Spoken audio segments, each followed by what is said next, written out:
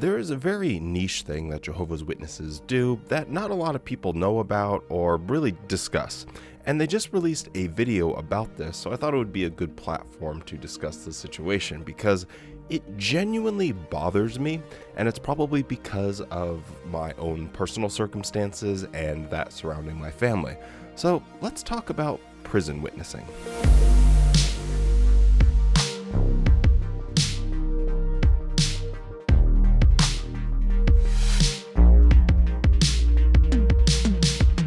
Now, quickly before we get into this, I just wanted to give a little bit of context as to why this particularly bothers me so much.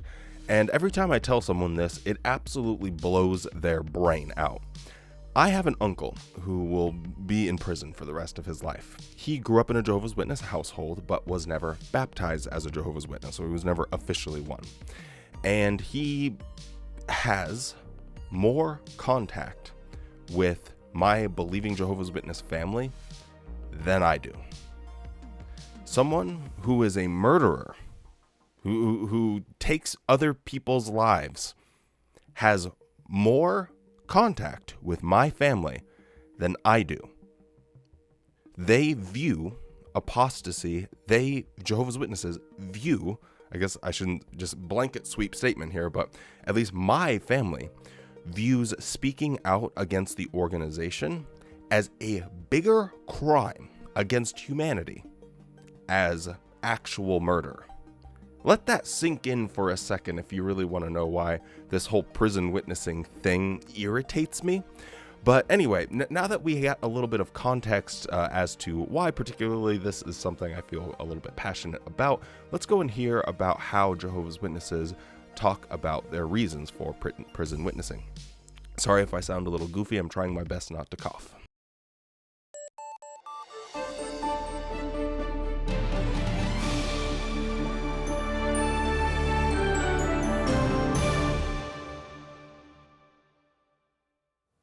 Jesus was the perfect example of kindness and understanding.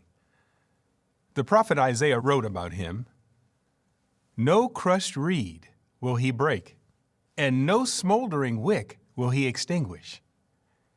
He showed love to all who were broken in spirit and in search of compassion." Similarly, we aim to show compassion to all, including those in prisons. Their accounts show why our prison ministry is so needed. Now, I'm not a Christian myself, but anyone down in the comments, please correct me if I get anything wrong. I don't try to upset my Christian friends, but I feel like I have a pretty good understanding, at least, about the basics. I know there are thousands of different ideas when you're just talking about Christianity, but if we are to cut a large swath out of the cloth of Christian ideas, I would hope that my metaphoric ocular senses wouldn't betray me entirely when it comes to presenting these in an honest way. And it's my understanding that a core tenet of Christianity is grace and forgiveness. When you have a faith that is literally founded on a hope, and the hope is as a rescue from a disease, sin, of course it is going to be a core tenet. And so forgiveness of sins or transgressions and grace and restoring that relationship with God are absolute core tenets of Christianity, which he correctly identifies here. But why do Jehovah's Witnesses in particular have this stopping point where they say, well, we are willing to offer forgiveness and grace to anyone except if they question us? And you don't even have to be someone that speaks out against the organization. As soon as I just stopped going to meetings, that was it. I didn't have to start a YouTube channel and talk against the organization. That's one of the reasons why I started, because I wasn't having any contact with my family anyway. They weren't calling me, they weren't doing nothing, zero, zilch. So I figured if that's the case, why not speak out against them as well? Because it won't really matter in my particular case. So I just find it bizarre how they are able to take this idea about forgiveness and kindness and looking past someone's flaws, and are able to extend that to murderers and pedophiles and people that steal others' life savings, whatever the case is. And yet they're not able to extend that to someone that is willing to question if their teachings are true. It is one of the more baffling aspects of the Jehovah's Witness faith. It is a pleasure to share the accomplishments made in this essential work. As far back as 1918, there were Bible studies being conducted in prison. In recent times, there is great emphasis on being proactive, really reaching out, trying to speak to prison officials so that we can help ones that are in prison that want to have a relationship with the Creator. We recognize that those in prison are serving a sentence for a crime committed. However, Jehovah wants all sorts of people to come to know Him. The service department organizes the work of contact congregations that oversee and support prison ministers. A congregation is assigned as the contact congregation, and they obtain the required permits and organize the preaching work in the prison. They also select the publishers who will participate in this preaching activity. We receive letters from ones in prison. They express their appreciation for ones visiting them and sharing the good news of the kingdom. And we see ones responding to it and becoming our brothers and sisters. Those who have accepted the truth and gotten baptized in prison have had a powerful influence on others. They see this individual changing in his actions, his speech, and his thinking. And so they're curious. What is motivating this change? So often they take an interest, and then they too may request Bible studies. Now, I might just be a very paranoid person that likes to think of everything that could possibly go wrong in any given situation. But I think it's warranted here because, as I've always said, there is way too much trust in congregations of Jehovah's Witnesses. They have way too much goodwill that they extend towards anyone that they consider their brother or sister. Now, why is this such a problematic from an organizational perspective? Well, as you notice there, this starts with the branch office. So the branch office is in any given country, whether that's Switzerland or Italy or Ghana, and and they answer directly to the Jehovah's Witness headquarters, who is organized by the governing body. So this is at the very top of the pyramid. This is not individual Jehovah's Witnesses taking it upon themselves to go to prisons. This is not individual congregations that do this. This is an assignment from the very top of the organization. So you have this assignment that they carry out, and let's say they go and preach, and boom, someone wants to become a Jehovah's Witness. That person gets baptized in prison, gets released, and starts attending a congregation. Well, why is any of this a problem? Well, there have been instances in the past where someone was a known pedophile. They went to jail for it. And upon release, congregations were not made aware of the situation. Individuals with children were not told that, hey, here's someone that is a sexual deviant. They are a pedophile. And now they are in your congregation. Just wanted to let you know that this is what's going on. In fact, it's not even that they don't want to make Jehovah's Witnesses aware of that. Because I know of people, personally, that have tried to warn people inside their congregation of this exact same scenario. And they were attacked by elders, essentially told they need to shut up or ship out because you can't go around telling people within the congregation that there are PDF files in your congregation. That's not for you to do. Now, I just personally think that there is some type of duty of care. If this is a assignment from the top of the organization, and you go down this whole tunnel. And at the end of the tunnel, now you have a situation where there is a PDF file sitting there at a congregation meeting, and maybe they are getting close to a family that has young children. There is, in my opinion, an obvious duty of care. So as it currently stands, I don't feel that there are enough policies and protections that would warrant you bringing in potential bad actors into a congregation, unless you have a more robust system of protecting innocent victims from being victimized. I don't think that this is a good idea. So how do you sort of fix this with still maintaining your idea of grace and forgiveness? Well, I think you should address the elephant in the room and update your policies, update your procedures, up your protections. Make sure that there is a more robust system for protecting innocent people from any of those that would take advantage of them.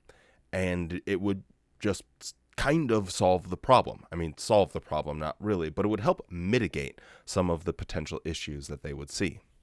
Prison systems are different in each country. Let's see how our brothers have adapted. Flexibility is needed.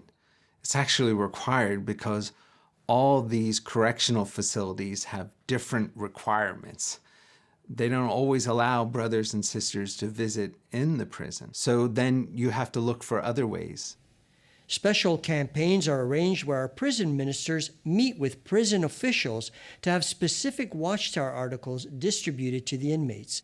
In some of our prisons, we've been able to make arrangements to show the recordings of the regional conventions and the assemblies. And this has had a tremendous effect, with many being invited and enjoying those programs. If you're able to be adaptable in how you organize your preaching work inside of prisons, then can't you be equally adaptable and make necessary adjustments to maximize the protections when you try to integrate those people from out of prison and into a congregation?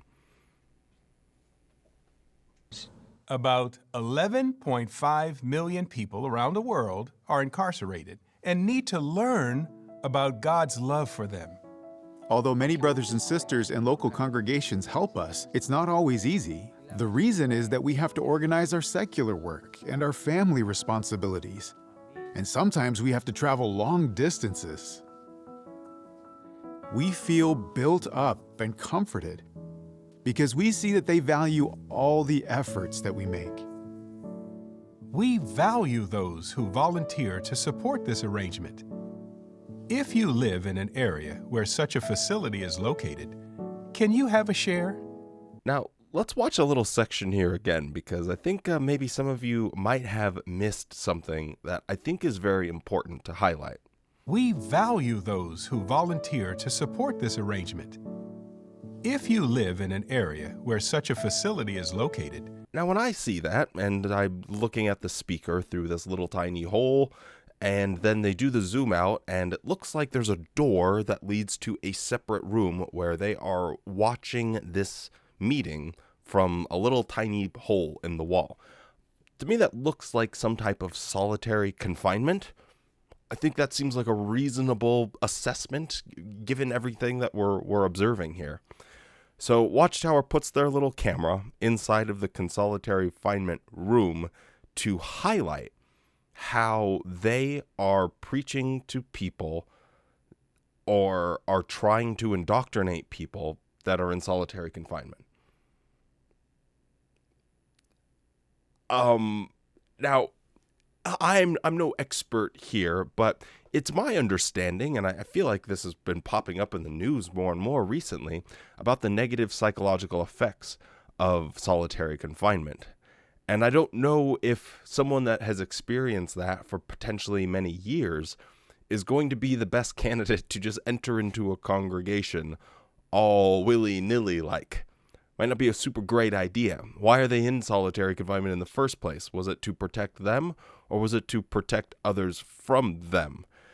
It's a very odd choice, but it appears to be a choice that Watchtower made. Because this isn't by accident that they're showing this. They went into the little room to get this shot specifically. And if they specifically wanted people to know, oh yeah, even those in even those in solitary confinement can become a Jehovah's Witness, doesn't that sort of kind of scare you? Especially if you have young, innocent children under your care? Our brothers and sisters work hard to find and help truth seekers in this unique setting. What have been the results? Living in such a dangerous and controlled environment is not easy. There wasn't a day that went by that I didn't regret who I was, what I was, and where I was at. It was very painful to just look at myself in the mirror. It's one of the hardest things being in prison, is that you can't afford to show love, and you can't expect to get it either. When you're incarcerated, the isolation is just overwhelmingly just indescribable. You feel like death is even better than living. I was introduced to the truth at a very dark and critical time in my life, at the beginning of my incarceration. I was introduced to the Bible by a fellow inmate. I first came in contact with the truth when I was in the county jail. It was after coming out of solitary confinement, I was moved to a cell, and I noticed there were some books on the table. Some of those books were Bibles. I was finally moved to a penitentiary where I could speak to one of Jehovah's Witnesses, and there I got to know the truth. We would have meetings there in the prison, and we started studying the Bible. And learning about Jehovah in a group setting like that with the volunteers was absolutely so wonderful. It became the highlight of my week. To those brothers who would come in faithfully every week and study the Bible with me, they showed me love. I had never seen anyone as kind and loving and caring as they were. There was a source of encouragement to us anytime that they come. Studying the Bible had an impact on me right from the start. I felt calmer and more at peace with myself. When the truth became real to me, the bars disappeared, the guards disappeared, the concrete, none of those things mattered anymore. Because to me, I had purpose in life now, and I was happy. I could really trust God and be a free man, even if I was still in prison. I went from wanting to just die to wanting to be there in God's new world. And then to realize that He had made that way even for me was just incredible. So now if you think I am just some soulless husks that thinks that everyone should just be locked up and forgotten and they don't deserve human contact ever again, no, nothing could be farther from the truth. In fact, one of the things that irritates me even more so about the Jehovah's Witnesses is that they don't actually do enough to do real good for people that they are contacting in a prison system. So let's just compare the two different routes that you might find. Let's say that someone gets in contact with a Catholic while they're in prison, and someone gets in contact with a Jehovah's Witness, and they both find this faith to be something that inspires a character change, and they want to make progress in their life, and they eventually are released from prison and are out there into society. Now, if you are contacted by the Catholic first and you find all of this and you find your community that way, well, they have programs for rehab, job integration, helping you find work, helping you find housing. There are a lot of programs that are set up from other churches, not just Catholics, that help people go from, hey, we contacted you at one of the prison chaplains, to how can we get you fully integrated back into society to be a fully healthy, contributing member of society. Now, let's step over to the other side and say you are contacted by a Jehovah's Witness. Do you have access to any of those other programs that will help you upon your release? Nothing. Watchtower doesn't have rehab facilities. They don't have adult school centers. Sure, you can join the school for kingdom evangelizers, but what good is that going to do you to help you get a job? Nothing. The only work programs they have are doing free work for Watchtower with their real estate ventures. They don't have any of the aftercare. And I guess I don't know this. I'm not an expert in the field here, but I would suspect that one of the most quintessential aspects of post-prison life is having access and having guidance and someone that will help you through the system in order to get back on your feet and become a full-fledged member of society again. Where Watchtower, they don't have any of that. Sure, there might be individuals within the congregation, but as an organization, and remember, this is all set up by the organization, they do not support any of this. And I think that really creates another issue here, is providing no aftercare of any kind. And hey, shout outs to the people that they interview here that have had positive experiences and are seemingly doing well now. But I would be curious about how many people get contacted by Jehovah's Witnesses, get baptized, or maybe get close to baptism and are released, and then shocked at how little aftercare support there is for Jehovah's Witnesses now that they are no longer in prison. Whereas instead of finding support, they're having to give support because the Watchtower only wants to take from its members, and it doesn't really give anything to those members. So anyway, those are just some thoughts I had about this kind of strange example that they gave of prison witnessing. It doesn't sit well with me because I don't think that the leadership of Jehovah's Witnesses have thought everything through. I don't think they've seen the potential dangers, and I don't think they've thought about the absurdity of reaching out to people in the prison system, and I don't think that they actually have prisoners' best interests at heart because they would have more things for aftercare. So I don't think they have any place going into prisons for all of those reasons. Anyway, just my opinion as always, but I hope you guys enjoyed it. Let me know what you think about all of this down in the comments below. With all of that being said, stay safe, be kind, and don't get sick, because it really makes my promised quota of YouTube videos in December very difficult. So I guess don't go to the gym, but also go to the gym. Why wait till January? It's going to be more busy there anyway. So you know what? Actually, go to the gym, get sick. It's fine. We're all in this together. I'll see you guys in a couple of days. I might take a day off. Bye.